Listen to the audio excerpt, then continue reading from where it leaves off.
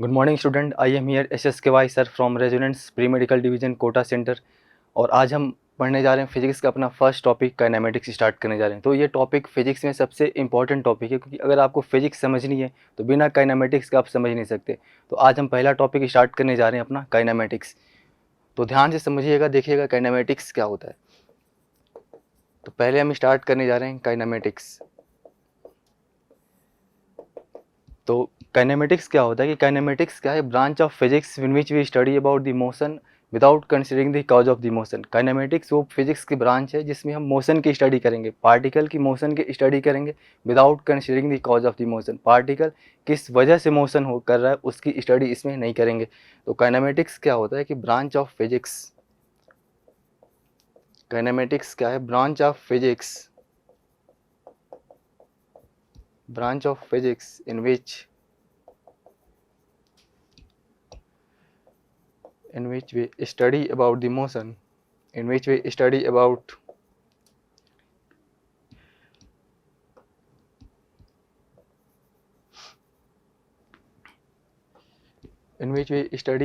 the motion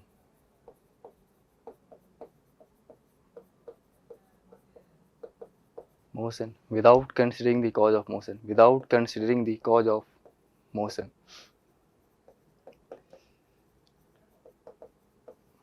without considering the cause of motion।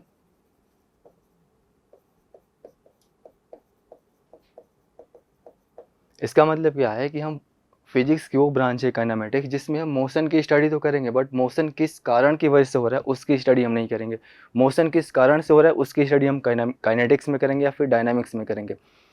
तो इस हम काइनेमेटिक्स में बेसिकली क्या कर सकते हैं, बेसिकली किसी पार्टिकल की डिस्टेंस फाइंड आउट कर सकते हैं, डिस्प्लेसमेंट फाइंड आउट कर सकते हैं, वेलोसिटी फाइंड आउट कर सकते हैं, एक्सेलरेशन फाइंड आउट कर सकते हैं। लेकिन पार्टिकल किस वजह से या किस कारण से मोशन में है उसकी स्टडी हम इसमें नहीं करेंगे, उसकी स्टडी करेंगे काइनेटिक्स या फिर डायनामिक्स में। अब यहाँ पे बात हो रही है, एक टर्म आ रहा है यहाँ पे, एक मोशन, यहाँ पे एक टर्म आ रहा है मोशन। तो जानते हो आप लोग मोशन क्या होता है? मोशन बेसिकली क्या होता है पता है किसी को? मोशन क्या होता है कि if position of particle changes with time, if position of particle changes with time, if position of particle changes with time, changes with time, then we say that particle is in motion, then we say that particle is in motion, then we say that particle is in motion। इसका मतलब क्या है कि अगर particle की position time के साथ change हो रही हो, motion if position of particle changes with time, अगर पार्टिकल की पोजीशन जो है टाइम के साथ चेंज हो रही हो तो हम क्या बोलेंगे, पार्टिकल किस में है, particle is in motion, particle motion में है। ठीक, अगर किसी भी पार्टिकल की, ऑब्जेक्ट की या बॉडी की अगर टाइम के साथ पोजीशन चेंज हो रही है तो बोलेंगे पार्टिकल, ऑब्जेक्ट या बॉडी किस में है, मोशन में है। और नेक्स्ट इसमें जो टर्म आता है अपना रेस्ट। तो रेस्ट बेसिकली क्या होता है कि if position of particle do not changes with time, if position of particle do not changes with time, इसका मतलब क्या है कि अगर पार्टिकल की पोजीशन टाइम के साथ चेंज नहीं हो रही है तो क्या बोलोगे आप, पार्टिकल किस में, रेस्ट में। तो if position of particle, if position of particle do not changes with time, do not changes with time, if position of particle do not changes with time, then we say that particle, then we say that particle is at rest, then we say that particle is at rest।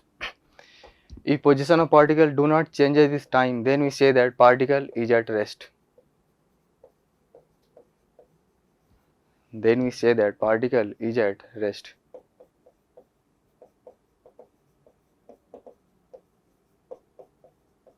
इसका मतलब क्या है कि अगर किसी भी particle की position time के साथ चेंज नहीं हो रही है, किसी भी पार्टिकल की पोजीशन अगर टाइम के साथ चेंज नहीं हो रही है तो आप क्या बोलोगे, पार्टिकल किस में है, पार्टिकल रेस्ट में है। अब देखो, रेस्ट एंड मोशन किसी भी पार्टिकल की, ऑब्जेक्ट या बॉडी को डिफाइन करते हो ना तो एक फ्रेम ऑफ रेफरेंस के थ्रू डिफाइन करते हो। जैसे हम किसी भी पार्टिकल को बोलते हैं कि रेस्ट में या मोशन में, तो एक किसी रेफरेंस फ्रेम के थ्रू उसको डिफाइन करते हो कि पार्टिकल रेस्ट में है या फिर मोशन में है। तो नेक्स्ट इसमें आता है कि frame of reference, frame of reference. Frame of reference वो रेफरेंस फ्रेम है जहाँ से आप पार्टिकल की ऑब्जेक्ट रेस्ट में या मोशन में इसकी कंडीशन को डिफाइन करते हो, पार्टिकल रेस्ट में या मोशन में बता दो फ्रेम ऑफ रेफरेंस के थ्रू। तो फ्रेम ऑफ रेफरेंस वो रेफरेंस फ्रेम है, reference frame. Frame of reference is reference frame from which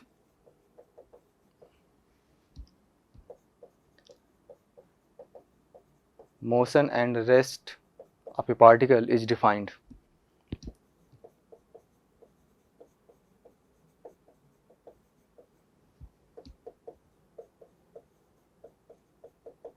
Particle is defined. ठीक है, एक बार फिर से देख लेते हैं। अभी तक हमने क्या पढ़ा, काइनामेटिक्स। काइनामेटिक्स क्या होता है कि वो ब्रांच ऑफ फिजिक्स है, ब्रांच ऑफ फिजिक्स है in which we study about the motion. किसके बारे में स्टडी करेंगे हम? मोशन के बारे में स्टडी तो करेंगे, लेकिन without considering the cause of the motion. Motion किस कारण से हो रहा है उसकी स्टडी नहीं करेंगे हम, उसकी स्टडी करेंगे काइनेटिक्स या फिर डायनामिक्स में। तो इसमें हम बेसिकली पार्टिकल का क्या क्या फाइंड आउट कर सकते हैं, पार्टिकल के डिस्प्लेसमेंट फाइंड आउट कर सकते हैं, वेलोसिटी फाइंड आउट कर सकते हैं, एक्सेलरेशन फाइंड आउट कर सकते हैं। अब मोशन की आ रही है यहाँ पे, तो मोशन क्या होता है कि position of particle changes with time. अगर पार्टिकल की पोजीशन टाइम के साथ चेंज हो रही है तो क्या बोलोगे? पार्टिकल किस में है? Particle is in motion.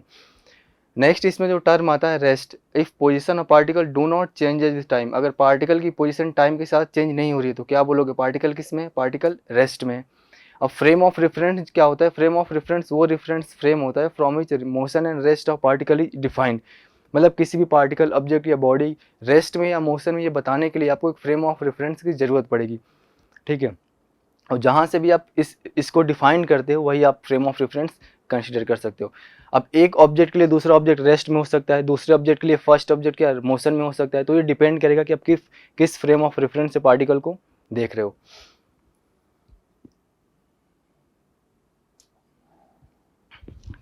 Next इसमें जो आता है अपना, नेक्स्ट इसमें आता है कि अगर कुछ भी मेंशन नहीं है तो आप किसे फ्रेम ऑफ रेफरेंस लोगे? इफ़ नथिंग मेंशन देन हम ग्राउंड को अपना फ्रेम ऑफ रेफरेंस कंसीडर करते हैं। If nothing mention, if nothing mention, if nothing mention then we consider,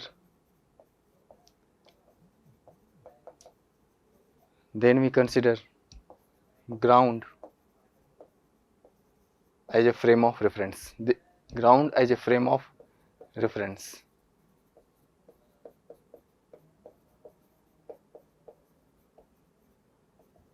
इसका मतलब क्या है कि अगर कभी कभी क्वेश्चन में क्या होगा कि आपको कुछ दिया नहीं रहेगा, आपको खुद अपना बाय डिफॉल्ट आप ये मानकर चलोगे कि अगर कुछ भी मेंशन नहीं है तो ग्राउंड को फ्रेम ऑफ रेफरेंस लेना है। ठीक है, if nothing mention then ground को अपना फ्रेम ऑफ रेफरेंस मानकर चलना है। ठीक,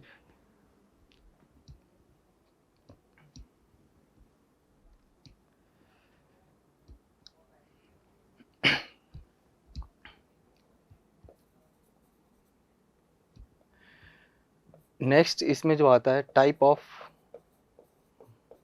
मोशन। नेक्स्ट इसमें जो आता है टाइप ऑफ मोशन। मोशन कितने टाइप के होते हैं? बेसिकली मोशन कितने टाइप के होते हैं? तो बेसिकली मोशन 3 टाइप के होते हैं। फर्स्ट इसमें क्या होता है कि 1D मोशन। फर्स्ट इसमें होता है 1D मोशन। 1D मोशन या फिर 1D मोशन को क्या बोलते हैं? 1D मोशन या फिर motion along a straight line, motion along a straight line. 1D motion या फिर motion along a straight line, 1D motion या फिर motion along a straight line. इसमें क्या होगा कि पार्टिकल बेसिकली एक स्ट्रेट लाइन के लॉन्ग मूव करेगा। पार्टिकल बेसिकली स्ट्रेट लाइन के लॉन्ग मूव करेगा। जैसे एग्जांपल के लिए देखें हम, तो जो ट्रेन होती है किस पाथ के लॉन्ग मूव करती है? अगर ट्रेन स्ट्रेट ट्रैक पे मूव कर रही है तो क्या बोलोगे? ट्रेन का मोशन क्या है? Motion along a straight line है, 1D मोशन है। कोई ऑब्जेक्ट है अगर सर्टेन हाइट से फॉल हो रहा है, कोई ऑब्जेक्ट जैसे मार्कर ही है सर्टेन हाइट से फॉल हो रहा है, तो क्या बोलोगे? इसका मोशन क्या है? Motion along a straight line है या फिर 1D मोशन है। ठीक है, तो एग्जाम्पल अगर हम देखना चाहे 1D मोशन या motion along a straight line का, तो एग्जाम्पल क्या होगा?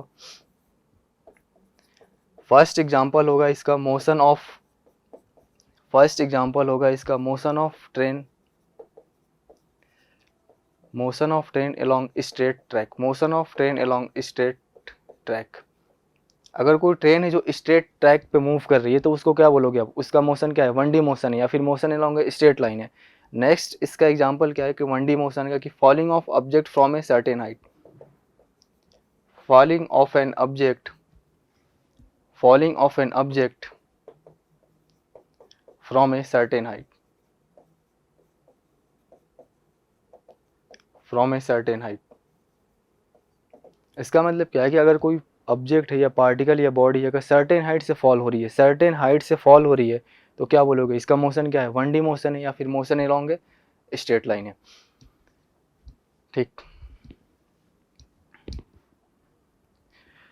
और 1D मोशन के बाद इसमें जो नेक्स्ट आता है 2 डायमेंशन मोशन। नेक्स्ट इसमें जो आता है 2D मोशन या फिर मोशन अलोंग ए प्लेन, 2D मोशन या फिर मोशन अलोंग ए प्लेन। जैसे 1D मोशन को आपने क्या बोला था, motion along a straight line. 1D motion को आपने बोला था motion along a straight line, तो 2D मोशन क्या बोलोगे आप, मोशन अलोंग ए प्लेन। 2D मोशन हो जाएगा मोशन अलोंग ए प्लेन।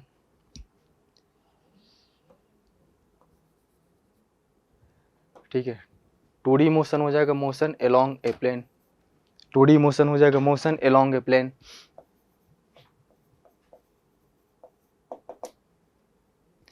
ठीक है, इसका एग्जांपल जैसे कि कोई पार्टिकल, उसका अगर प्रोजेक्टाइल मोशन कर रहा है तो उसे क्या बोलोगे, पार्टिकल किस पाथ के लॉन्ग मूव कर रहा है, प्लेन में मूव कर रहा है ना।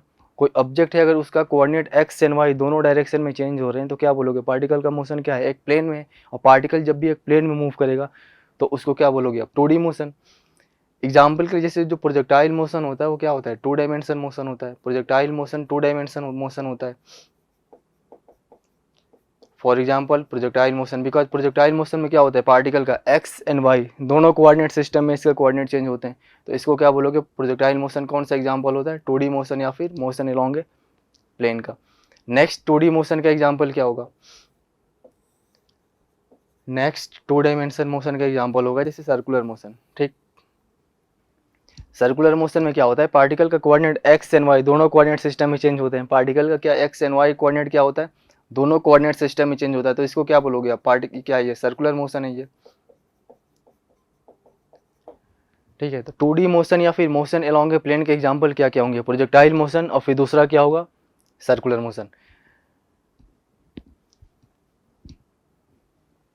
नेक्स्ट टाइप का जो मोशन इसमें आता है 3D मोशन। नेक्स्ट इसमें जो आता है 3D मोशन या फिर इस 3D मोशन को दूसरा नाम क्या है, 3D मोशन या फिर motion in A space, 3D motion या फिर motion in A space, 3D motion या फिर motion in A space. For example जैसे कि मान लो कि जो पार्टिकल्स होते हैं ना, अगर मान लो कि एयर में मूव कर रहे होते हैं रैंडम मोशन ऑफ पार्टिकल्स, तो इसको क्या बोलोगे आप, 3D का एग्जाम्पल ही है। जैसे कोई अब बर्ड से फ्लाई कर रही है स्काई में, तो किसका एग्जाम्पल है, 3D का एग्जाम्पल ही है। तो सारे एग्जाम्पल्स 3D मोशन या फिर मोशन इन स्पेस के एग्जाम्पल्स है, जैसे कि motion of birds in the sky,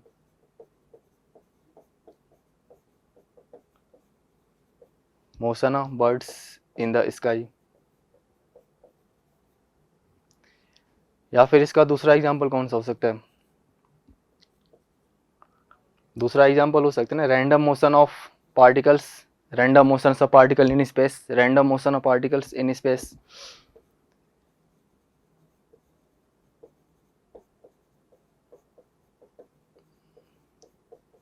random motion of particle in space.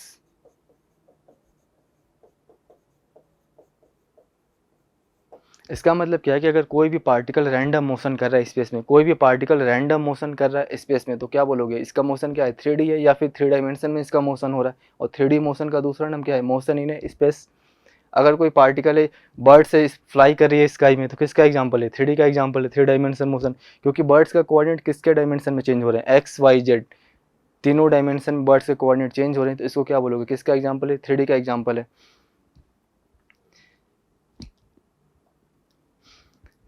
Types of motion के बाद जो नेक्स्ट अपना टॉपिक आता है इसमें काइनेमेटिक्स में, वो अपना होता है कि जो फर्स्ट अपना जो चैप्टर स्टार्ट करते हैं उसमें होता है rectilinear motion, rectilinear motion,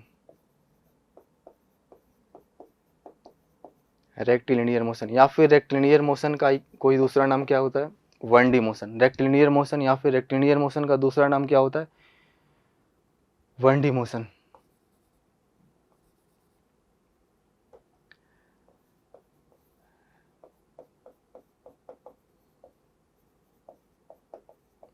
rectilinear motion या फिर 1 डायमेंशन मोशन। ठीक, अब इसमें जो फर्स्ट टर्म आता है ना अपना रेक्टिलिनियर मोशन या फिर 1D मोशन में, वो होता है डिस्टेंस। डिस्टेंस पता भी होगा सबको, डिस्टेंस क्या होता है। डिस्टेंस क्या होता है कि total length of actual path travelled by body, total length of actual path travelled by body. Distance basically होता है total length of actual path, total length of actual path traveled by the body, traveled by the body। अगर कोई body है किसी path के long move कर रही है, कोई बॉडी है किसी पाथ के लॉन्ग मूव कर रही है, तो उसका टोटल पाथ का लेंथ जो होगा क्या अपने को बताएगा, डिस्टेंस। जैसे कोई पार्टिकल पॉइंट ए से स्टार्ट कर रहा है मोशन एंड पॉइंट बी पे पहुंच रहा है, पार्टिकल ए से स्टार्ट करके बी पॉइंट बी पे पहुंच रहा है।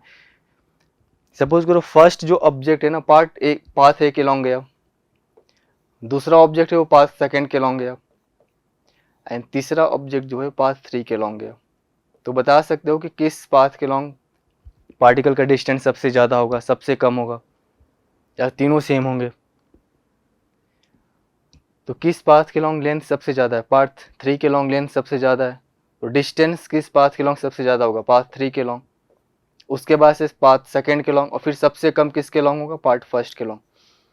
तो डिस्टेंस बेसिकली क्या होता है, total length of actual path travelled by the body, total length of actual path travelled by the body. अगर कोई बॉडी है किसी पाथ के लॉन्ग ट्रेवल कर रही है, तो उस पाथ का टोटल लेंथ क्या होता है, डिस्टेंस होता है। अब डिस्टेंस है तो डिस्टेंस को किस में मेजरमेंट करोगे आप, डिस्टेंस को किस में मेजरमेंट करोगे आप, लेंथ में। और लेंथ की यूनिट क्या होती है, मीटर होती है। लेंथ की यूनिट क्या होती है, मीटर होती है। तो डिस्टेंस की यूनिट कितनी हो जाएगी, मीटर। डिस्टेंस की यूनिट हो जाएगी मीटर। एंड डायमेंशन कितना होगा डिस्टेंस का, डिस्टेंस का डायमेंशन हो जाएगा कैपिटल एल, डिस्टेंस का डायमेंशन हो जाएगा कैपिटल एल। अब डिस्टेंस क्या किसी डायरेक्शन में रिप्रेजेंट कर रहा है, डिस्टेंस क्या किसी डायरेक्शन में रिप्रेजेंट कर रहा है, नहीं ना। तो डिस्टेंस क्या होता है, स्केलर क्वांटिटी। डिस्टेंस बेसिकली क्या होता है, स्केलर क्वांटिटी। डिस्टेंस बेसिकली क्या होता है, स्केलर क्वांटिटी। ठीक, अब देखो डिस्टेंस के बारे में बात करें, थोड़ा इसके बारे में हमें और जानना पड़ेगा कि डिस्टेंस क्या होता है, total length of actual path travel by the body. इसका मेजरमेंट यूनिट होता है मीटर, डायमेंशन होता है कैपिटल एल, और ये होती है स्केलर क्वांटिटी। अब ये बताओ क्या डिस्टेंस ये डिपेंड कर रहा है इनिशियल एंड फाइनल पॉइंट पे, क्या distance initial and final point पे डिपेंड कर रहा है, नहीं कर रहा है ना। डिस्टेंस किस पे डिपेंड कर रहा है, पाथ पे डिपेंड कर रहा है, ना कि इनिशियल एंड फाइनल पॉइंट पे। तो एक और पॉइंट लिख लो डिस्टेंस में, distance depends on, distance depends on, distance depends on path of the particle. Distance किस पे डिपेंड कर रहा है, जिस पाथ के लॉन्ग पार्टिकल मूव कर रहा होता है ना, उसी पे डिस्टेंस डिपेंड करता है। नेक्स्ट पॉइंट इसमें आता है कि distance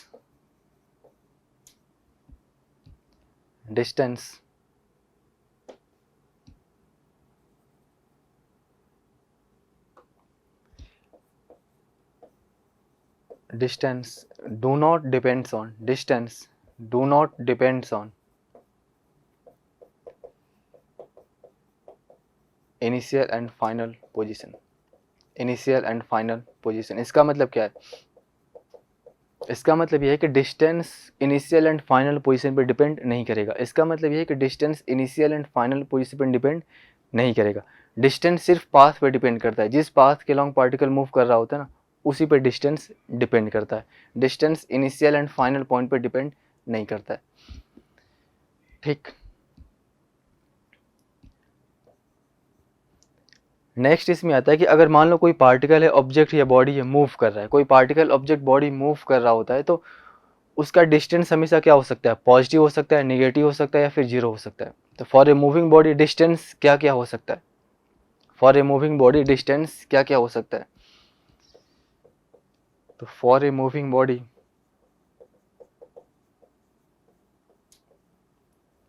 for a moving body distance always, for a moving body distance always positive. अगर कोई बॉडी मूव कर रही होती है तो डिस्टेंस हमेशा क्या होता है, पॉजिटिव होता है। अगर कोई बॉडी मूव कर रही होती है तो डिस्टेंस क्या होता है, हमेशा पॉजिटिव होता है। ठीक,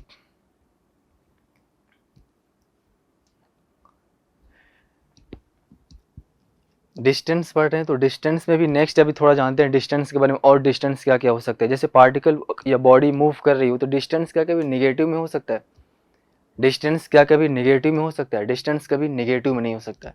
तो for a moving body, for a moving body,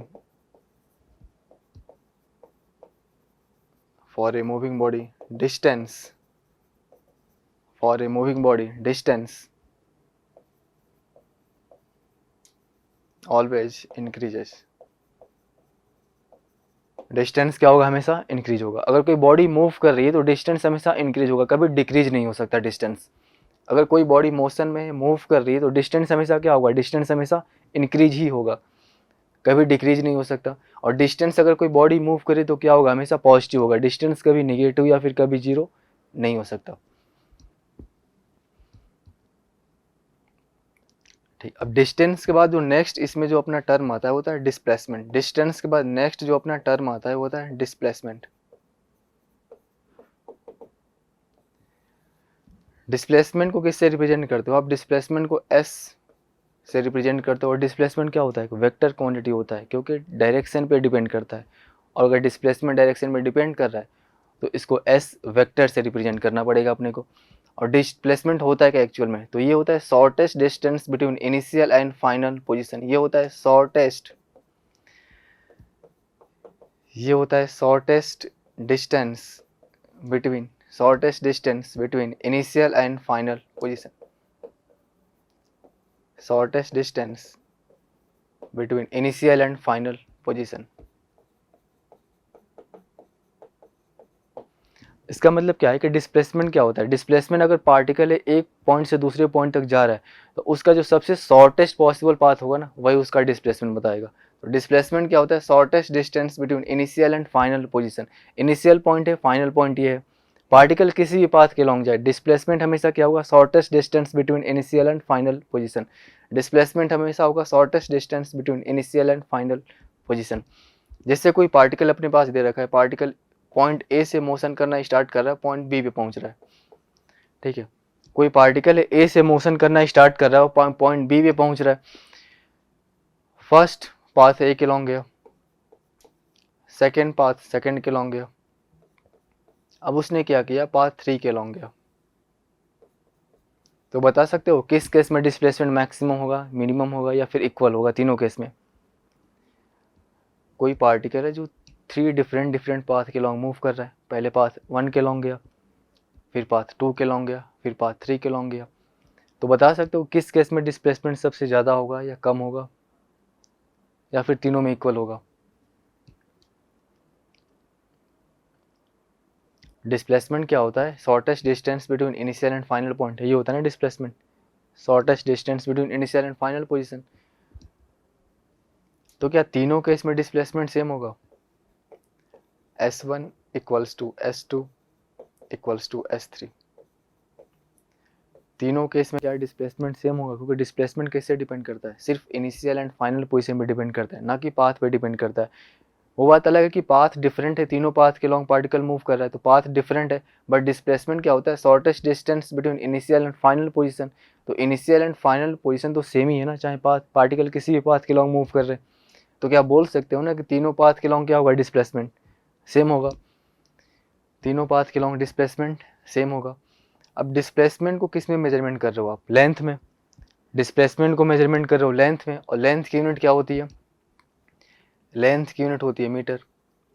और इसका डायमेंशन क्या होगा, डायमेंशन इसका हो जाएगा कैपिटल L। अब देखो डिस्प्लेसमेंट जो है ना, एक पार्टिकुलर डायरेक्शन में आप स्पेसिफाई कर रहे हो, और कि उसकी डायरेक्शन क्या होती है, डायरेक्शन हमेशा उसकी फाइनल पोजीशन की साइड होती है।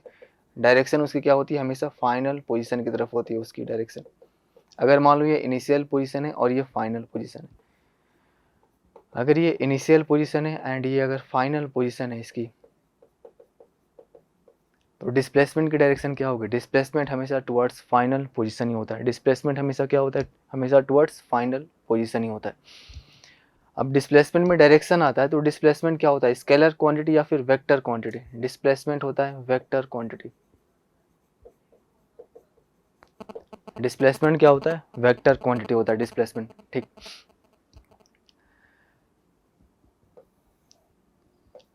नेक्स्ट अगर हम डिस्प्लेसमेंट की बात करें तो बताओ क्या डिस्प्लेसमेंट पाथ पे डिपेंड कर रहा है क्या? डिस्प्लेसमेंट पाथ पे डिपेंड कर रहा है? डिस्प्लेसमेंट क्या पाथ पे डिपेंड कर रहा है? डिस्प्लेसमेंट पाथ पे डिपेंड नहीं करता है।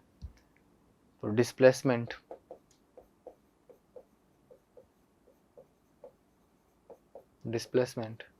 do not depends on path. Displacement do not depends on path. Displacement path पे डिपेंड नहीं करता है। डिस्प्लेसमेंट पाथ पे डिपेंड नहीं करता है। डिस्प्लेसमेंट सिर्फ इनिशियल एंड फाइनल पोजीशन पे डिपेंड करता है। डिस्प्लेसमेंट किस पे डिपेंड होता है? सिर्फ इनिशियल एंड फाइनल पोजीशन पे डिपेंड करता है डिस्प्लेसमेंट। डिस्प्लेसमेंट पाथ पे डिपेंड नहीं करता है। तो नेक्स्ट इसमें अपना पॉइंट है displacement. Displacement depends on initial and final position. Initial and final position. Displacement किससे डिपेंड करता है? इनिशियल एंड फाइनल पोजीशन पे डिपेंड करता है, ना कि पाथ पे डिपेंड करता है। अब ये बताओ कि अगर कोई पार्टिकल मान लो कि मोशन में, पार्टिकल मोशन में यानी कि मूव कर रहा है, तो क्या कभी डिस्प्लेसमेंट क्या क्या हो सकता है? पॉजिटिव, नेगेटिव या फिर जीरो? अगर कोई पार्टिकल मोशन में मूव कर रहा है तो डिस्प्लेसमेंट क्या क्या हो सकता है? Displacement positive, negative and zero, कुछ भी हो सकता है। Displacement can be positive, negative या फिर जीरो। डिस्प्लेसमेंट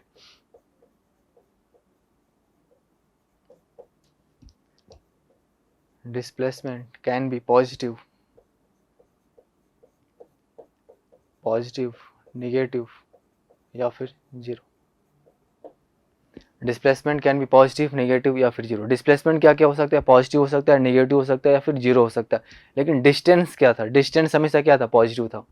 डिस्टेंस हमेशा क्या था? पॉजिटिव था। लेकिन डिस्प्लेसमेंट क्या क्या हो सकता है? पॉजिटिव, नेगेटिव या फिर जीरो।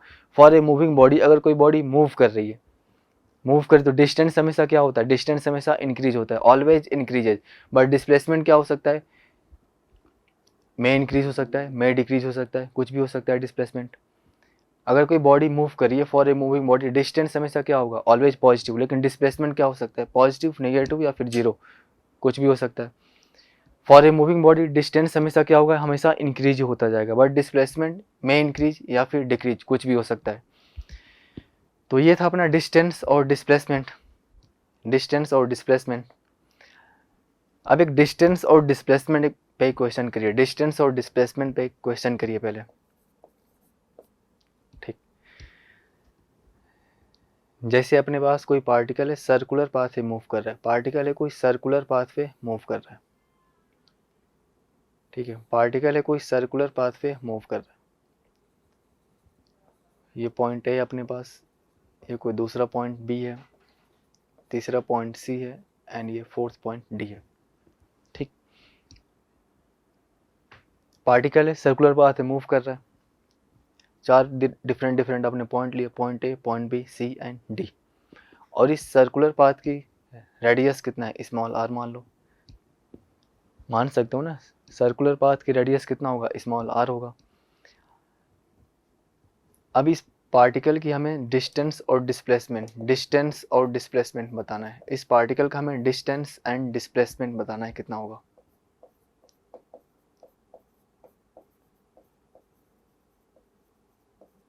इस पार्टिकल का डिस्टेंस एंड डिस्प्लेसमेंट कितना होगा, ये हमें बताना है।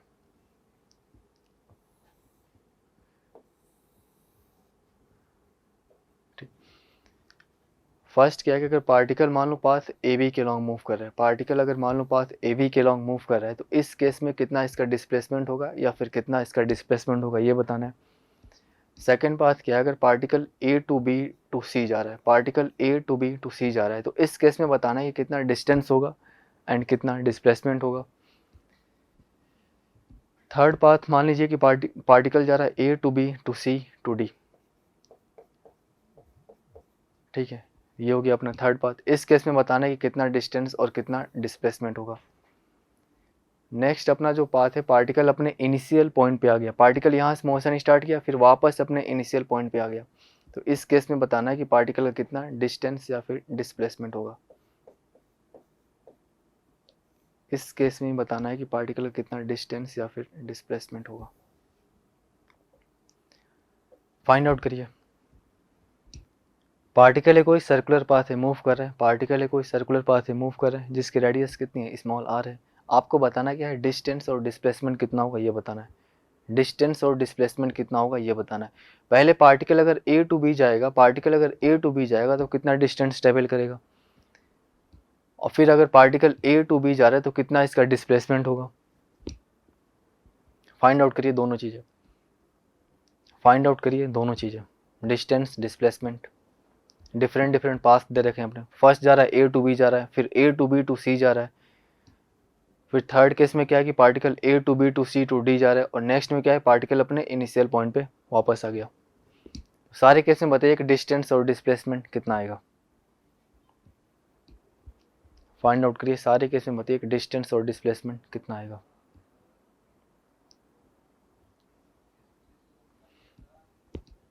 देखो अगर पार्टिकल ए टू बी जा रहा है ना, अगर कंप्लीट सर्कुलर मोशन करता पार्टिकल, अगर कंप्लीट सर्कुलर मोशन पार्टिकल करता, फॉर कंप्लीट सर्कुलर मोशन, अगर पार्टिकल कंप्लीट सर्कुलर मोशन करता,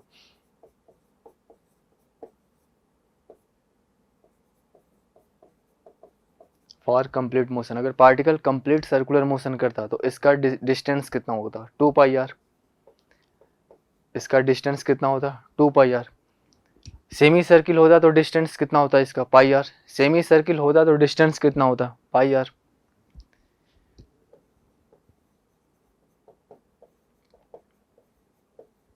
डिस्टेंस होता πr। क्वार्टर सर्किल है ना, अगर ए टू बी पार्टिकल जा रहा है तो पार्टिकल क्या है, क्वार्टर सर्किल पाथ के अलॉन्ग मूव कर रहा है, तो क्वार्टर सर्किल के केस में डिस्टेंस कितना हो जाएगा,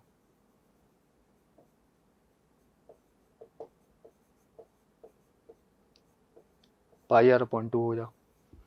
कंप्लीट सर्कुलर मोशन है तो डिस्टेंस कितना हो जाएगा, 2πr। सेमी सर्किल है तो डिस्टेंस कितना हो जाएगा, πr। क्वार्टर सर्किल है तो डिस्टेंस कितना हो जाएगा, πr/2।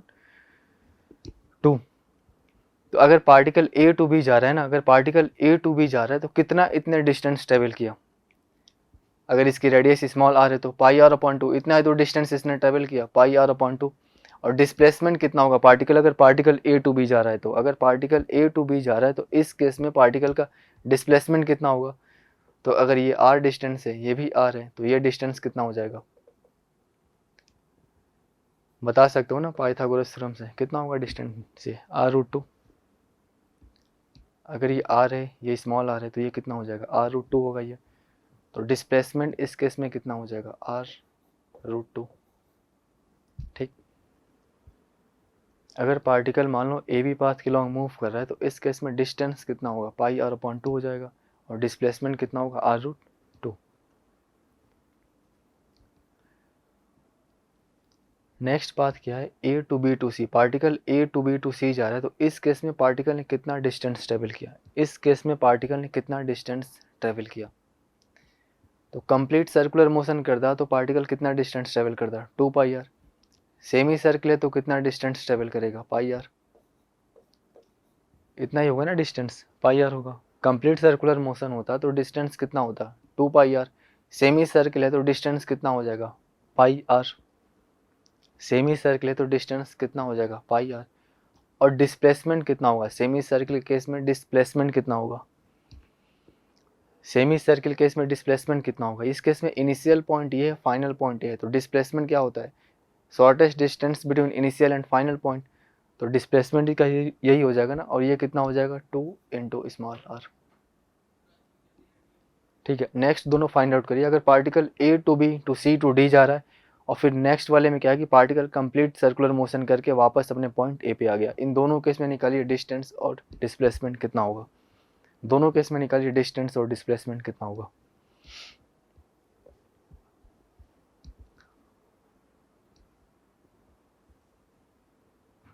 दोनों केस में निकालो डिस्टेंस और डिस्प्लेसमेंट कितना होगा।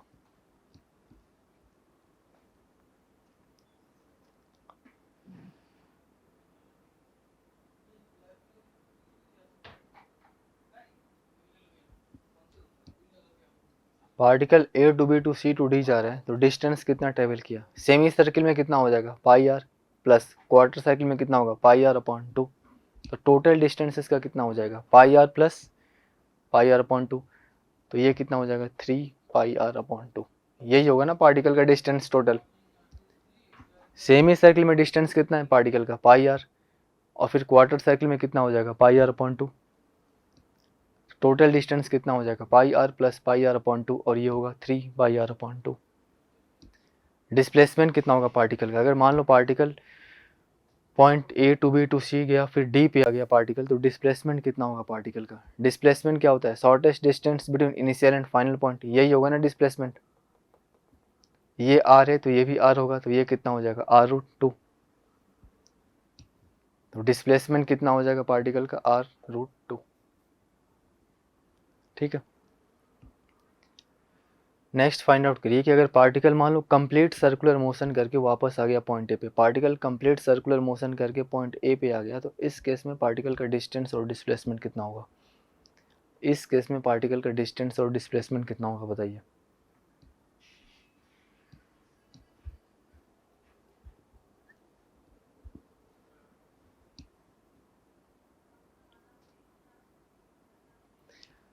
कंप्लीट सर्कुलर मोशन है तो डिस्टेंस कितना हो जाएगा, कंप्लीट सर्किल का सर्कमफेरेंस या पेरीमीटर कितना होता है 2 पाई आर, तो डिस्टेंस हो जाएगा 2 पाई आर।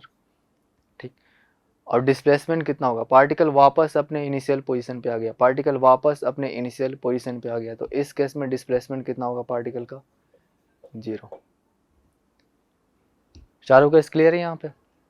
पार्टिकल क्या है कि सर्कुलर मोशन पे मूव कर रहा है, सर्किल का रेडियस है स्मॉल आर, और डिफरेंट डिफरेंट पाथ आपने लिया। फर्स्ट लिया ए टू बी पार्टिकल गया, फिर सेकंड में particle A to B to C गया, थर्ड में particle A to B to C to D गया, फोर्थ केस में क्या है पार्टिकल वापस अपने इनिशियल पोजीशन पे वापस आ गया।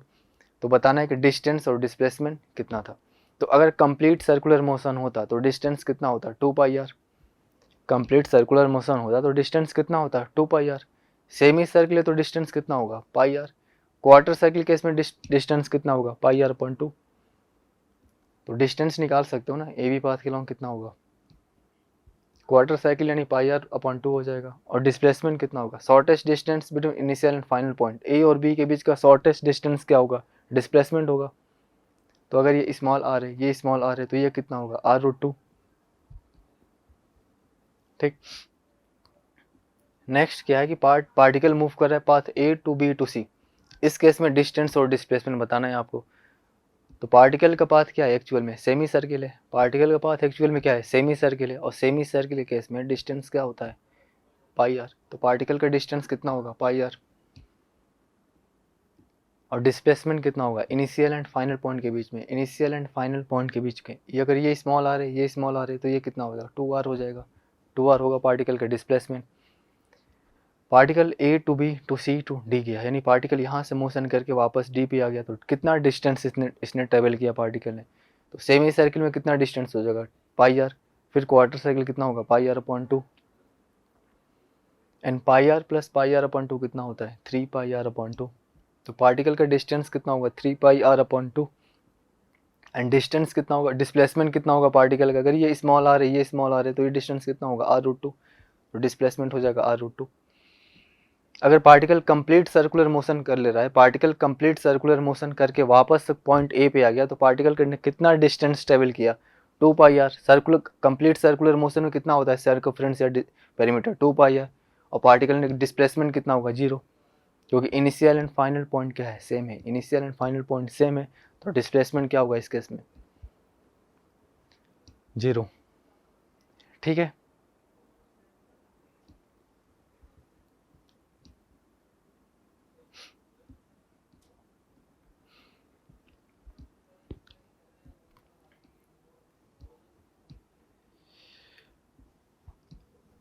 अब एक और एग्जांपल करो आप डिस्टेंस और डिस्प्लेसमेंट में, डिस्टेंस और डिस्प्लेसमेंट पे एक और एग्जांपल करो आप। पार्टिकल मान लो किसी सर्कुलर पाथ में मूव कर रहा है, पार्टिकल मान लीजिए किसी सर्कुलर पाथ में मूव कर रहा है जिसकी सर्किल के रेडियस कितना दे रखा है स्मॉल आर। पार्टिकल है कोई सर्कुलर पाथ में मूव कर रहा है और सर्किल का रेडियस कितना है स्मॉल आर है। यहाँ से पार्टिकल मूव करना स्टार्ट हो रहा है पॉइंट ए से, पार्टिकल मूव करते करते पॉइंट बी पे आ गया, ठीक है, पार्टिकल मूव करते करते पॉइंट बी पे आ गया। आपको बताना क्या है कि डिस्टेंस और डिस्प्लेसमेंट का रेशियो कितना होगा ये बताना है, डिस्टेंस और डिस्प्लेसमेंट का रेशियो कितना होगा ये बताना है आपको।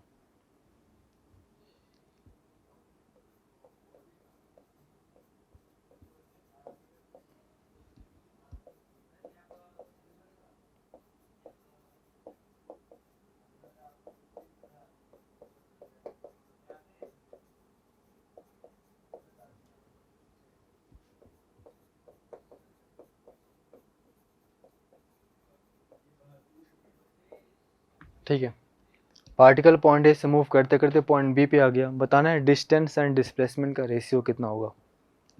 तो पार्टिकल ने कितना डिस्टेंस ट्रेवल किया, पार्टिकल ने कितना डिस्टेंस ट्रेवल किया, पॉइंट ए से पॉइंट बी जा रहा है, तो अगर सर्किल का रेडियस स्मॉल आर है तो डिस्टेंस कितना हो जाएगा इस केस में, कंप्लीट सर्कुलर मोशन होता तो डिस्टेंस कितना होता, 2 पाई आर। सेमी सर्किल है तो डिस्टेंस कितना हो जाएगा, पाई आर। सेमी सर्किल है तो डिस्टेंस कितना हो जाएगा, पाई आर। एंड डिस्प्लेसमेंट कितना होगा इस केस में, सेमी सर्किल होता तो डिस्टेंस कितना होता, पाई आर, और डिस्प्लेसमेंट कितना हो जाएगा इस केस में, 2 स्मॉल आर। रेशियो बताना है आपको डिस्टेंस एंड डिस्प्लेसमेंट का, तो ये तो सिंपल है, रेशियो कितना हो जाएगा डिस्टेंस और डिस्प्लेसमेंट का, पाई आर अपॉन 2 आर। आर से आर कैंसिल आउट, ये कितना आ जाएगा रेशियो, पाई अपॉन 2। ठीक है, अगर कोई पार्टिकल है सर्कुलर पाथ के लॉन्ग मूव कर रहा है, पॉइंट ए से पॉइंट बी जा रहा है, तो इस केस में इसका रेशियो कितना होगा डिस्टेंस एंड डिस्प्लेसमेंट का, पाई/2 होगा डिस्टेंस। ठीक, रेशियो कितना होगा, पाई/2 होगा।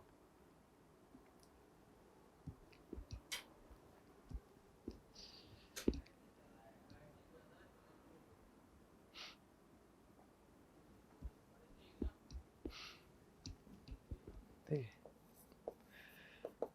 एक और इस पे क्वेश्चन करो आप।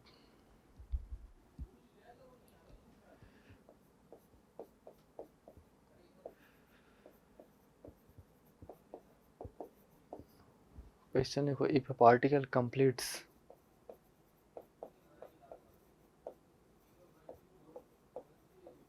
if a particle completes one revolution, if a particle completes one revolution of a circular path, one revolution of a circular path, if a particle completes one revolution of a circular path in 10 seconds, if a particle completes one revolution of a circular path in 10 seconds, अगर कोई particle है जो one complete revolution लगा रहा है circular path का 10 second में, तो बताना है कि आपको find, then find distance, then find distance and displacement,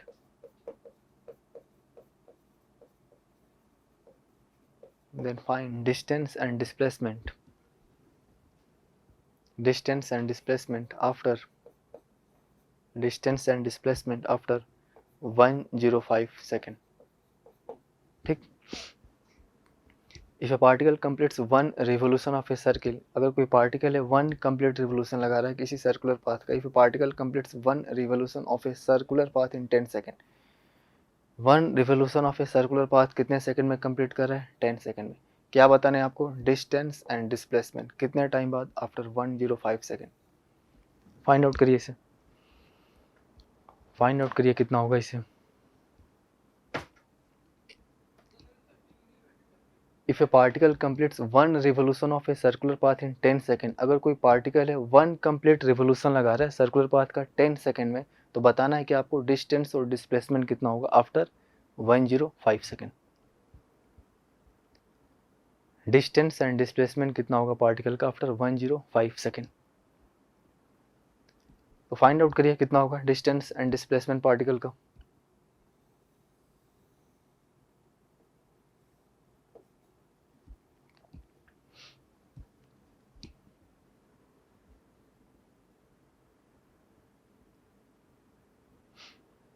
देखो 1 कंप्लीट चक्कर कितने में लगा रहा है, 10 सेकंड में लगा रहे हैं, तो 105 सेकंड में कितना कंप्लीट चक्कर या कितना रिवोल्यूशन लगाएगा, ये बता सकते हो आप? अगर 1 कंप्लीट रिवोल्यूशन 10 सेकंड में लगा रहा है तो 105 सेकंड में पार्टिकल ने कितना रिवोल्यूशन या कितना चक्कर लगाया होगा सर्कुलर पाथ का? तो ये हो जाएगा 105/10, ये आ जाएगा 10.5 रिवोल्यूशन। 10.5 रिवोल्यूशन का मतलब क्या है? पार्टिकल ने 10 कंप्लीट चक्कर तो लगा लिया, पार्टिकल ने 10 कंप्लीट चक्कर लगा लिया, लेकिन जो लास्ट राउंड है ना वो सिर्फ हाफ रिवोल्यूशन ही कंप्लीट कर पाया पार्टिकल। ठीक है, लास्ट राउंड में पार्टिकल ने कितना रिवोल्यूशन कर पाया? Complete half round. तो डिस्टेंस कितना हो जाएगा? अगर मान लो सर्कुलर पाथ की रेडियस स्मॉल आर है तो डिस्टेंस कितना हो जाएगा पार्टिकल का? डिस्टेंस कितना हो जाएगा पार्टिकल का? 1 कंप्लीट चक्कर लगाने में, 1 कंप्लीट रिवोल्यूशन लगाने में पार्टिकल का डिस्टेंस कितना है? 2πr। डिस्टेंस कितना है? 2πr। और पार्टिकल ने कितना रिवोल्यूशन या कितना चक्कर लगाया टोटल? कंप्लीट रिवोल्यूशन तो 10 लगाया पार्टिकल ने ना, तो इंटू 10 से मल्टीप्लाई कर दो आप, प्लस जो लास्ट राउंड है उसमें पार्टिकल हाफ रिवोल्यूशन ही लगा पाया, तो उसका कितना हो जाएगा डिस्प्लेसमेंट? πr। उसका कितना हो जाएगा? πr, क्योंकि पार्टिकल ने 10 कंप्लीट चक्कर लगाया। एक कंप्लीट चक्कर में पार्टिकल ने कितना डिस्टेंस ट्रेवल किया, सर्कल का सरकमफ्रेंस या फिर पेरीमीटर, और ये कितना हो जाएगा? 2πr। 10 कंप्लीट चक्कर लगाया तो 10 से मल्टीप्लाई कर दो, प्लस जो लास्ट राउंड है उसमें पार्टिकल ने सिर्फ हाफ कंप्लीट चक्कर ही लगा पाया, हाफ रिवोल्यूशन, तो उस केस में डिस्प्लेसमेंट कितना हो जाएगा, डिस्टेंस कितना हो जाएगा? πr। अब दोनों को ऐड कर दो आप, तो 20πr प्लस πr यानी 21πr। पार्टिकल का डिस्टेंस कितना हो जाएगा? 21πr। ठीक, पार्टिकल का डिस्टेंस कितना हो जाएगा? 21πr। और डिस्प्लेसमेंट कितना होगा पार्टिकल का? फाइंड आउट करिए, डिस्प्लेसमेंट कितना होगा पार्टिकल का?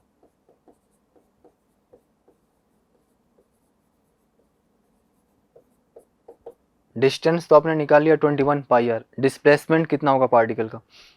डिस्प्लेसमेंट बताइए कितना होगा? डिस्प्लेसमेंट बताइए कितना होगा पार्टिकल का? देखो जो 10 कंप्लीट पार्टिकल रिवोल्यूशन लगा रहा है ना, पार्टिकल जो 10 कंप्लीट रिवोल्यूशन लगा रहा है उस केस में पार्टिकल का डिस्प्लेसमेंट कितना होगा? 0 होगा, क्योंकि पार्टिकल वापस अपने इनिशियल पोजीशन पर वापस आ जा रहा है। डिस्प्लेसमेंट किसकी वजह से होगा? फाइनल रिवोल्यूशन की वजह से। और लास्ट रिवोल्यूशन में पार्टिकल ने कितना डिस्टेंस ट्रेवल किया या फिर कितना रिवॉल्व हुआ? सिर्फ सेमी सर्किल। तो इनिशियल पॉइंट पार्टिकल की अगर ये है, फाइनल पॉइंट पार्टिकल की ये है, तो पार्टिकल का नेट डिस्प्लेसमेंट कितना होगा? 2r। डिस्प्लेसमेंट कितना होगा पार्टिकल का? 2r। ठीक, डिस्प्लेसमेंट कितना होगा पार्टिकल का? 2r। ठीक है, एक बार इसे और देख लेते हैं क्या है क्वेश्चन में कि particle completes 1 revolution of a circular path in 10 second. अगर कोई पार्टिकल 1 कंप्लीट रिवोल्यूशन लगा रहा है कितने सेकंड में? 10 सेकंड में। Then find distance and displacement after 105 second. 105 second के बाद पार्टिकल का डिस्टेंस और डिस्प्लेसमेंट कितना होगा ये बताना है आपको। तो 105 सेकंड के बाद पार्टिकल ने कितना रिवोल्यूशन या कितना चक्कर लगाया होगा सर्कुलर पाथ का? तो डिवाइड कर दो आप, एक कंप्लीट चक्कर अगर 10 सेकंड में लगा रहा है तो 105 सेकंड में पार्टिकल कितना चक्कर लगाएगा? 105 डिवाइड बाई 10, तो ये आएगा कितना आपके पास? 10.5 रिवोल्यूशन। ये आएगा आपके पास 10.5 रिवोल्यूशन। 10.5 रिवोल्यूशन का मतलब क्या है? पार्टिकल ने 10 कंप्लीट चक्कर तो लगा लिया, पार्टिकल ने 10 कंप्लीट चक्कर लगा लिया, और लास्ट चक्कर में पार्टिकल ने सिर्फ हाफ सर्किल पाथ ही मूव कर पाया, यानी कि 10 कंप्लीट चक्कर पार्टिकल लगा रहा है और लास्ट सेकंड में सिर्फ हाफ ही सर्कुलर पाथ पार्टिकल कवर कर पाया। तो 1 कंप्लीट रिवोल्यूशन में पार्टिकल ने कितना डिस्टेंस ट्रेवल किया? 2πr। और टोटल कितना चक्कर लगा रहा है पार्टिकल? 10। तो 10 से मल्टीप्लाई कर दो, प्लस लास्ट राउंड में पार्टिकल ने कितना डिस्टेंस ट्रेवल किया? सिर्फ सेमी सर्किल तो ट्रेवल करेगा, और ये कितना होगा? πr। तो डिस्टेंस कितना आ जाएगा यहाँ से? 21πr। और डिस्प्लेसमेंट अगर निकालना चाहो, डिस्प्लेसमेंट क्या होता है? Shortest distance between initial and final point. Initial point ये है, फाइनल पॉइंट ये है, तो डिस्प्लेसमेंट कितना होगा इस केस में? 2r। डिस्प्लेसमेंट कितना होगा? 2r। ठीक है, डिस्प्लेसमेंट होगा 2r।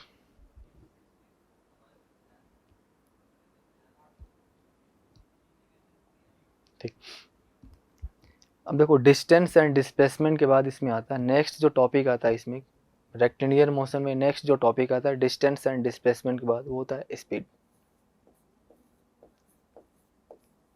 वो होता है स्पीड। स्पीड और स्पीड क्या होता है? स्पीड होता है डिस्टेंस अपॉन टाइम। स्पीड क्या होता है? Distance upon time. इसी को बोलते हो ना स्पीड ऑफ। स्पीड क्या होता है? Distance upon time. और डिस्टेंस अपॉन टाइम में अगर स्पीड होता है तो डिस्टेंस की यूनिट क्या होती है? मीटर। टाइम की यूनिट क्या होती है? सेकंड। तो स्पीड की यूनिट कितनी हो जाएगी? Metre per second. स्पीड क्या होता है? डिस्टेंस अपॉन टाइम होता है। स्पीड अगर डिस्टेंस अपॉन टाइम होता है तो डिस्टेंस की यूनिट क्या होती है? मीटर। टाइम की यूनिट क्या होती है? सेकंड। तो स्पीड की यूनिट कितनी हो जाएगी? Metre per second. और इसका डायमेंशन कितना हो जाएगा स्पीड का? LT-1। क्योंकि अगर मीटर यूनिट है किसी चीज़ की तो उसका मेजरमेंट किस में कर रहे हो आप? लेंथ में। और उस इसलिए इसका डायमेंशन कितना होगा? लेंथ का डायमेंशन क्या होता है? Capital L। और टी टाइम का क्या होता है? Capital T। और टाइम से डिवाइड करो, ऊपर जाएगा तो क्या हो जाएगा? T⁻⁻1। तो स्पीड की यूनिट क्या होगी? Metre per second. और डायमेंशन क्या हो जाएगा? LT-1। LT-1। अब ये बताओ कि स्पीड क्या हो सकता है? स्केलर क्वांटिटी है या vector quantity? Speed scalar quantity है या फिर वेक्टर क्वांटिटी? स्पीड क्या है? डिस्टेंस अपॉन टाइम है ना। और टाइम क्या कभी नेगेटिव में हो सकता है? टाइम कभी क्या नेगेटिव में हो सकता है? कभी टाइम नेगेटिव में नहीं हो सकता। और डिस्टेंस क्या होता है? हमेशा पॉजिटिव होता है। टाइम कभी नेगेटिव में नहीं हो सकता, डिस्टेंस हमेशा पॉजिटिव होता है। और डिस्प्लेसमेंट डिस्टेंस क्या होता है? Scalar quantity. टाइम क्या है? Scalar quantity. दोनों अगर स्केलर क्वांटिटी है तो स्पीड क्या होगा? स्पीड भी स्केलर क्वांटिटी होगा। स्पीड भी क्या होगा? स्पीड भी स्केलर क्वांटिटी ही होगा। ठीक है, स्पीड क्या होगा? स्पीड भी स्केलर क्वांटिटी ही होगा। ओके, स्पीड क्या है? Distance upon time. और डिस्टेंस क्या होता है? मीटर। टाइम क्या होता है? सेकंड। तो स्पीड की यूनिट क्या होगी? मीटर पर सेकंड या फिर LT-1, या फिर LT-1। ओके, अगर बात करें कि स्केलर क्वांटिटी या वेक्टर क्वांटिटी स्पीड, तो इसमें क्या होगा? स्केलर है या वेक्टर स्पीड? ऑब्वियस सी बात है ना, डिस्टेंस क्या है? स्केलर है। टाइम क्या है? स्केलर है। दो अगर स्केलर क्वांटिटी को आपस में डिवाइड कर रहे हो तो क्या होगा? स्केलर क्वांटिटी होगा। क्या कभी स्पीड नेगेटिव या फिर कभी जीरो हो सकती है? क्या कभी स्पीड नेगेटिव या कभी जीरो हो सकती है? For a moving body, for a moving body speed क्या क्या हो सकता है? For a moving body speed क्या क्या हो सकता है? For a moving body speed क्या क्या हो सकता है? फॉर ए मूविंग बॉडी क्या कभी डिस्टेंस नेगेटिव हो सकता है? नहीं हो सकता। डिस्टेंस कभी जीरो हो सकता है फॉर ए मूविंग बॉडी? नहीं हो सकता। फॉर ए अगर कोई बॉडी मूव कर रही है तो डिस्टेंस कभी जीरो हो ही नहीं सकता। और डिस्टेंस कभी नेगेटिव भी नहीं हो सकता। डिस्टेंस हमेशा क्या होता है? पॉजिटिव। डिस्टेंस हमेशा क्या होता है? पॉजिटिव। और टाइम क्या होता है? हमेशा पॉजिटिव। तो for a moving body speed क्या हो सकता है? For a moving body speed always, for a moving body speed क्या होगा? Always positive. अगर कोई बॉडी मूव कर रही है, अगर कोई बॉडी मोशन में है तो स्पीड क्या होगा? स्पीड हमेशा पॉजिटिव होगा। अगर कोई बॉडी मूव कर रही है, मोशन में है, तो स्पीड क्या होगा? हमेशा पॉजिटिव होगा। स्पीड कभी नेगेटिव नहीं हो सकता, कभी जीरो नहीं हो सकता। क्यों नहीं हो सकता? क्योंकि स्पीड क्या होता है? Distance upon time. और डिस्टेंस कभी जीरो नहीं हो सकता, नेगेटिव नहीं हो सकता। और टाइम भी कभी नेगेटिव जीरो नहीं हो सकता। इसलिए स्पीड हमेशा क्या होगा? For a moving body positive होगा। और स्पीड क्या होता है? स्केलर क्वांटिटी होता है। ठीक, अब देखो स्पीड की हम बात कर रहे हैं ना, स्पीड की बात कर रहे हैं तो एक होता है एवरेज स्पीड, एक होता है एवरेज स्पीड, एक होता है एवरेज स्पीड, एक होता है एवरेज स्पीड। एवरेज स्पीड को किससे रिप्रेजेंट करोगे आप? वी एवरेज से करोगे ना। और एवरेज स्पीड क्या होता है? एवरेज स्पीड होता है total distance upon total time. Average speed क्या होता है? Total distance upon total time. Average speed होता है total distance upon total time. Average speed यही होता है ना, total distance upon total time, total distance upon total time. अब देखो यहाँ बात हो रही है टोटल डिस्टेंस की और टोटल टाइम की। तो डिस्टेंस क्या हो सकता है, हमेशा पॉजिटिव होता है, कभी नेगेटिव नहीं होता। टाइम क्या होता है, हमेशा पॉजिटिव होता है, कभी नेगेटिव नहीं होता है।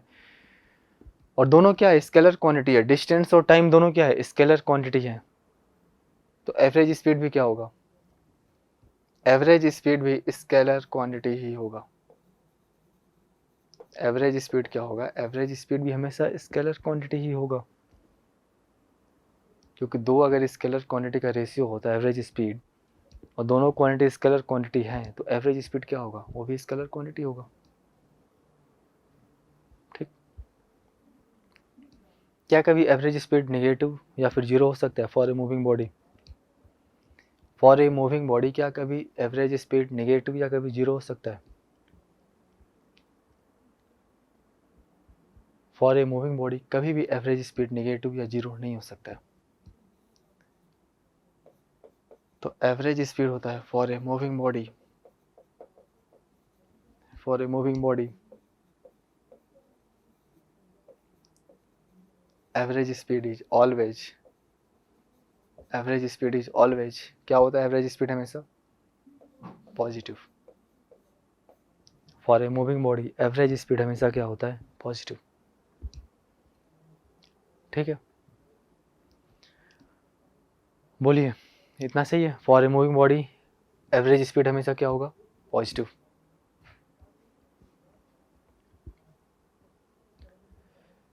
ठीक है, अब क्या है कि इस पे आप एक पहले एग्जांपल करो।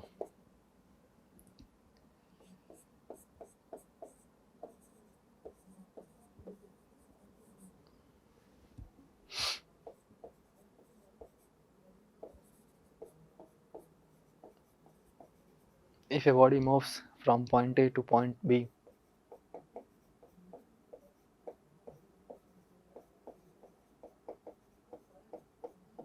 if a body moves from a point A to point B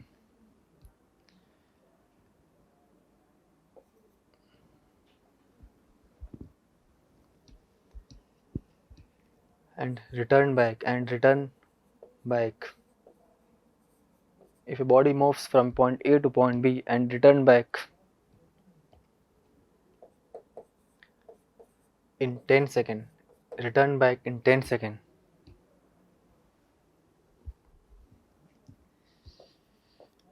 and distance between point A and point B, distance between point A and point B is 100 meter, तो बताना आपको find average speed. Average speed बताना आपको कितना होगा, find average speed, find out करिए कितना होगा एवरेज स्पीड।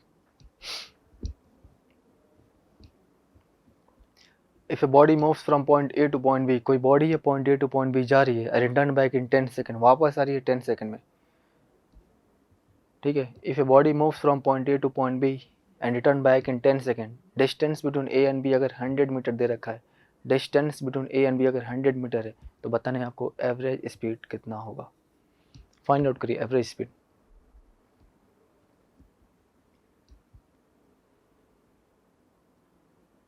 बताइए कितना होगा एवरेज स्पीड, कितना होगा इस केस में।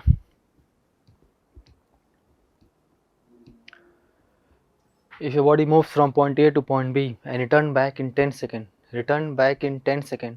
and distance between point A and point B is 100 meter, find average speed। Average speed कितना होगा इस केस में। तो एवरेज स्पीड क्या होता है, डिस्टेंस अपॉन टाइम होता है ना। एवरेज स्पीड क्या होता है,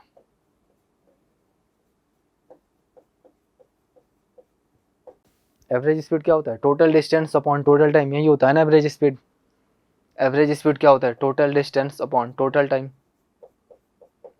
total distance upon total time. Okay, average speed क्या होता है, total distance upon total time. And particle ने कितना टोटल डिस्टेंस ट्रेवल किया, अगर पार्टिकल ए से बी जा रहा है तो पार्टिकल अगर ए से बी जा रहा है फिर बी से वापस ए पे आ रहा है तो पार्टिकल ने कितना डिस्टेंस ट्रेवल किया, total distance. A and B के बीच का अगर डिस्टेंस अगर 100 मीटर है तो जाते टाइम पार्टिकल ने कितना डिस्टेंस ट्रेवल किया, 100 मीटर। एंड वापस आते टाइम पार्टिकल ने कितना डिस्टेंस ट्रेवल किया, 100 मीटर। तो पार्टिकल की टोटल डिस्टेंस कितनी हो जाएगी? जाते टाइम पार्टिकल ने अगर 100 मीटर डिस्टेंस ट्रेवल किया, वापस आते टाइम भी पार्टिकल ने 100 मीटर डिस्टेंस ट्रेवल किया, तो पार्टिकल ने टोटल डिस्टेंस कितना ट्रेवल किया, 200 मीटर। टोटल डिस्टेंस पार्टिकल ने कितना ट्रेवल किया, 200 मीटर। टोटल टाइम, टाइम कितना लिया पार्टिकल ने, 10 सेकेंड। तो एवरेज स्पीड कितना हो जाएगा, 20 मीटर पर सेकेंड। ठीक है, एवरेज स्पीड कितना हो जाएगा पार्टिकल का, एवरेज स्पीड हो जाएगा ना 20 मीटर पर सेकेंड। जाते टाइम डिस्टेंस ट्रेवल कर रहा है पार्टिकल कितना, 200 मीटर, 100 मीटर। वापस आते टाइम 100 मीटर, टोटल डिस्टेंस कितना हो गया, 200 मीटर। और टाइम कितना है, 10 सेकेंड। तो एवरेज स्पीड कितना हो जाएगा, total distance upon total time, 20 meter per second. Average speed कितना होगा, 20 मीटर पर सेकेंड ही होगा। नेक्स्ट इस पे क्वेश्चन करो, एक और क्वेश्चन करो इस पे, एक और क्वेश्चन करिए इस पे।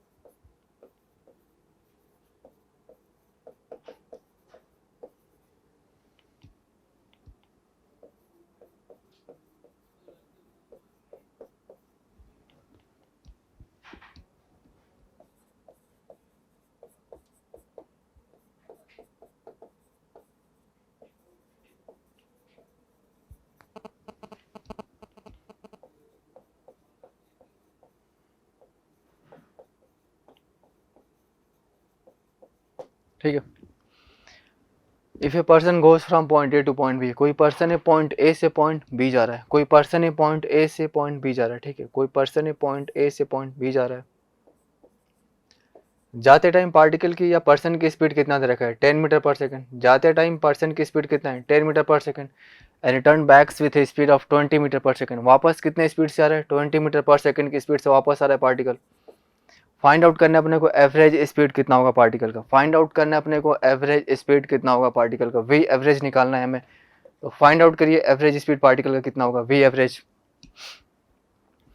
क्वेश्चन फिर से रिपीट कर रहा हूँ मैं, if a person goes from point A to point B, कोई पर्सन है पॉइंट ए से पॉइंट बी जा रहा है with a speed of 10 meter per second. Speed कितना है, 10 meter per second. And return backs with a speed of 20 meter per second. 20 meter per second की speed से वापस आ रहा है। तो find average speed of the person, person की एवरेज स्पीड बतानी है कितनी होगी। तो एवरेज स्पीड क्या होता है, total distance upon total time, total distance upon total time. जाते टाइम डिस्टेंस मान लो डी है, वापस आते टाइम डिस्टेंस क्या होगी, वही होगी डी। अगर जाते टाइम डिस्टेंस डी है तो वापस आते टाइम डिस्टेंस कितनी होगी, डी होगी। और एवरेज स्पीड क्या होता है, total distance upon total time, total distance upon total time. Average speed यही होता है ना, total distance upon total time. तो मान लो अगर ए से बी पार्टिकल जा रहा है तो डी डिस्टेंस ट्रेवल किया, वापस अगर बी से ए आ रहा है तो डी डिस्टेंस ट्रेवल किया। क्योंकि दो पॉइंट के बीच में डिस्टेंस हमेशा क्या है, फिक्स है। दो पॉइंट के बीच में डिस्टेंस हमेशा क्या है, फिक्स है, और कितना है, d है। तो पार्टिकल ने कितना डिस्टेंस ट्रेवल किया, 2d। पार्टिकल ने कितना डिस्टेंस ट्रेवल किया, 2d किया ना। अब निकालना है कि टाइम, कितना टाइम होगा। तो जाते टाइम टाइम कितना लगेगा, स्पीड क्या होता है, डिस्टेंस अपॉन टाइम। तो जाते टाइम पार्टिकल ने कितना टाइम लिया, जाते टाइम कितना डिस्टेंस ट्रेवल किया, d, और जाते टाइम पार्टिकल की स्पीड कितना है, 10 मीटर पर सेकंड से जा रहा है ना पार्टिकल। तो जाते टाइम पार्टिकल ने कितना टाइम लिया, d upon T. d upon speed कितना है जाते टाइम, 10, प्लस वापस आते टाइम पार्टिकल ने कितना टाइम लिया, वापस आते टाइम पार्टिकल ने अगर d डिस्टेंस ट्रेवल किया हो, पार्टिकल की स्पीड है 20, तो इतना ही होगा ना।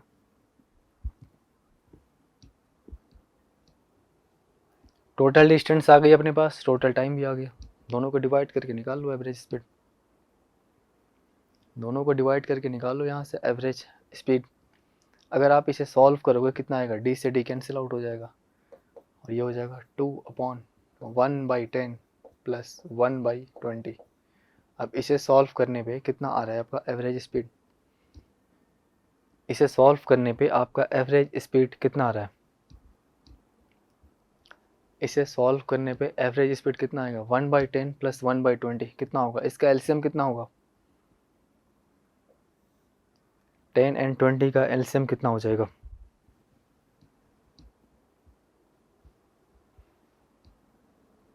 20 होगा। तो ये 20 हो जाएगा, ये 2 + 1, ये हो जाएगा 40/3। पार्टिकल की एवरेज स्पीड कितना होगा, 40/3 होगा। ठीक है, पार्टिकल की एवरेज स्पीड कितना होगा, 40/3 होगा।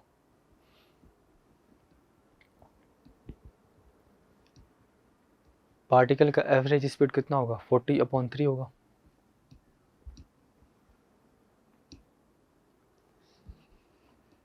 ठीक है, एक और क्वेश्चन करिए इस पे, एक और क्वेश्चन करिए इस पे।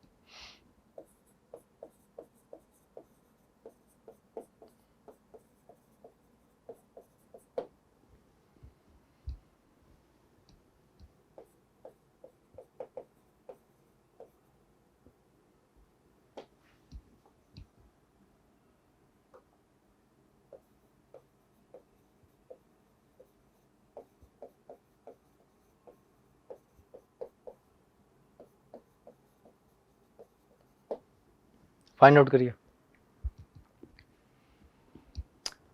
If a person goes from point A to point B, if a person goes from point A to point B with a speed of 50 meter per second, कितने स्पीड से जा रहा है पर्सन, 50 मीटर पर सेकंड की speed से जा रहा है, and returns backs with a speed of 10 meter per second, 100 meter per second.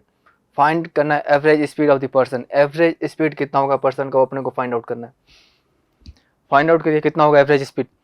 If a person goes from point A to point B with a speed of 50 meter per second, कितने speed से जा रहा है person, 50 meter per second की speed से जा रहा है, and returns backs with a speed of 100 meter per second, कितने स्पीड से वापस आ रहा है, 100 मीटर पर सेकंड की स्पीड से वापस आ रहा है। तो क्या बताना है अपने को, एवरेज स्पीड कितना होगा पार्टिकल का। तो निकालिए, बताइए कितना होगा एवरेज स्पीड पार्टिकल का, वी एवरेज निकालिए, वी एवरेज निकालिए पार्टिकल का कितना होगा। एंड एवरेज स्पीड क्या होता है,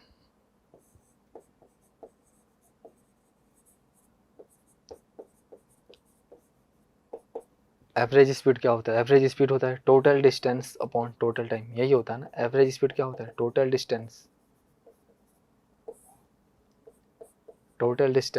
upon total time. If a person goes from point A to point B with speed of 50 meter per second, कितने स्पीड से जा रहा है? 50। वापस कितने से आ रहे हैं? 100 मीटर पर सेकंड के स्पीड से। क्या बतानी है आपको? एवरेज स्पीड कितनी होगी पर्सन की। और एवरेज स्पीड क्या होता है? Total distance upon total time, यही होता है ना एवरेज स्पीड। मान लो पार्टिकल गया पॉइंट ए से पॉइंट बी जा रहा है, ठीक है। ए एंड बी के बीच का डिस्टेंस अगर दे रखा है capital D, A and B के बीच का अगर डिस्टेंस दे रखा है कैपिटल डी, तो पार्टिकल ने कितना डिस्टेंस ट्रेवल किया? ए टू बी जाते टाइम एंड बी टू ए वापस आते टाइम 2d। पार्टिकल ने कितना डिस्टेंस ट्रेवल किया? 2d तो ट्रेवल करेगा ना डिस्टेंस, क्योंकि जाते टाइम पार्टिकल कितना डिस्टेंस ट्रेवल किया? d। एंड वापस आते टाइम पार्टिकल ने कितना डिस्टेंस ट्रेवल किया? d। तो टोटल डिस्टेंस कितना हो जाएगी जाते टाइम एंड वापस आते टाइम? 2d। अब निकालो टोटल टाइम कितना होगा पार्टिकल का टोटल टाइम कितना होगा। तो जाते टाइम पार्टिकल का टाइम निकाल लो, फिर वापस आते टाइम पार्टिकल का अगर टाइम निकाल लो, टोटल टाइम आ जाएगा ना। स्पीड क्या होता है? Distance upon time. स्पीड क्या होता है? डिस्टेंस अपॉन टाइम होता है ना स्पीड। स्पीड क्या होता है? Distance upon time. तो टाइम कितना हो जाएगा? Distance upon speed. जाते टाइम पार्टिकल ने कितना डिस्टेंस ट्रेवल किया? डी। इस कितने स्पीड से? 50 प्लस वापस आते टाइम पार्टिकल ने कितना डिस्टेंस ट्रेवल किया? डी। कितने स्पीड से वापस आ रहा है पार्टिकल? 100 मीटर पर सेकंड की स्पीड से पार्टिकल वापस आ रहा है। सॉल्व करके बताइए कितना आएगा? एवरेज स्पीड कितना आएगा यहाँ से एवरेज स्पीड कितना आएगा पार्टिकल का? एवरेज स्पीड कितना आएगा पार्टिकल का यहाँ से? डी से डी क्या हो जाएगा? Cancel out. और ये कितना हो जाएगा? 2/1/50 प्लस 1/100। 1/50 प्लस 1/100 यही होगा ना। 1/50 प्लस 1/100 यही होगा। अब इसका एलसीएम लेके सॉल्व करके बताओ कितना आएगा, एवरेज स्पीड कितना आएगा इसका।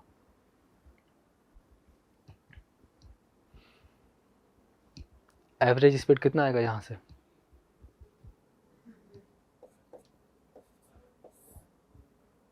2/1/50 प्लस 1/100। इसका एलसीएम कितना होगा? 50 एंड 100 का एलसीएम कितना होगा? 100 होगा। तो ये हो जाएगा 100 2 + 1, तो ये कितना हो जाएगा? 200/3। पार्टिकल की एवरेज स्पीड कितनी होगी? 200/3। यही होगा ना पार्टिकल का एवरेज स्पीड, 200/3। ठीक, पार्टिकल का एवरेज स्पीड होगा 200/3।